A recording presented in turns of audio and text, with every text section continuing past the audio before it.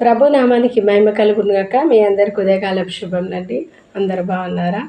దేవుని మహోన్నతమైన కృపను బట్టి నేను నా కుటుంబం అందరం క్షేమంగా ఉన్నాం. ప్రతిరోజు కూడా మీరు క్షేమంగా ఉండాలన్న కోరికతో ప్రతిరోజు మీకోసం ప్రార్థన చేయడానికి దేవుడు నా కృప చూపుతున్నందుకు దేవునికి మహిమ కలుగునుగాక. మరి ఈరోజు దేవుడు మనతో చేస్తున్నటువంటి వాగ్దానము యెషయా గ్రంథము 54వ అధ్యాయము 7వ వచనం. నిమిషమాత్రము నేను నిన్ను విసర్జించి తిని గొప్ప వాత్సల్యముతో నిన్ను సమకూర్చేదను. మహోద్రేకము కలిగి నిమిషమాత్రము నీకు విముఖుడనైతిని, నిత్యమైన కృపతో నీకు వాత్సల్యం చూపుదును.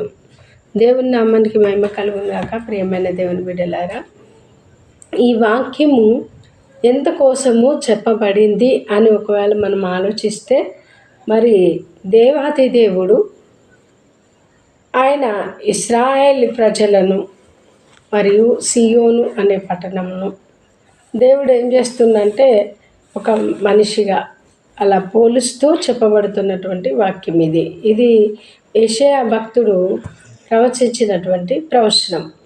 ఏమంటున్నాడంటే ఇక్కడ ఆ పట్టణంను గూర్చి, నిమిషం మాత్రము నేను నిన్ను విసర్జించి తిని.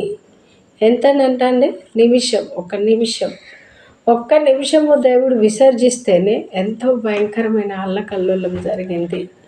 మరి నేటి దినాలలో ఉన్నటువంటి సంఘముగా పిలువబడుతున్నటువంటి మనల్ని దేవుడు ఒక మాట అంటాడు. ఏమంటాడంటే, నువ్వు ఉంటే వెచ్చగా నన్ను ఉండు, లేదంటే చల్లగా నన్ను. నువ్వు నులివెచ్చని స్థితిలో ఉన్నట్టయితే నేను నా నోటి నుండి ఉమ్మేస్తా, నేను విసర్జించేస్తా అంటాడు.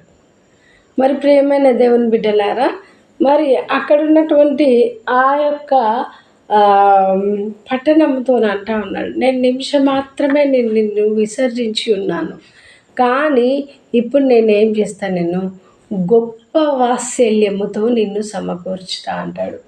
అంటే దేవుడు ఎంత గొప్ప దేవుడు అంటే, వాత్సల్యము అంటే ప్రేమ. ఆయన ప్రేమ ఎంత అంటే, పోనీలే చూడండి, మన బిడ్డలు ఉన్నారనుకోండి, మన పిల్లలు చాలాసార్లు మనకు అగేనెస్ట్గా మాట్లాడతారు, ఘోరంగా మనల్ని మనసు గాయపరిచే మాటలు కూడా మాట్లాడతారు. అలాంటి సమయంలో మనం ఏం చేస్తామంటే చాలా కోపపడతాము, కొన్నిసార్లు చేయగూడ చేసుకుంటాము. లేదు అని అంటే ఇంకా చాలా మన లోపల మనం ఫీల్ అయిపోతూ ఉంటాం.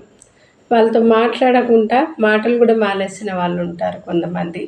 కానీ కొద్దిసేపు తర్వాత, లేదంటే కొన్ని దినముల తర్వాత ఏమవుతుంది,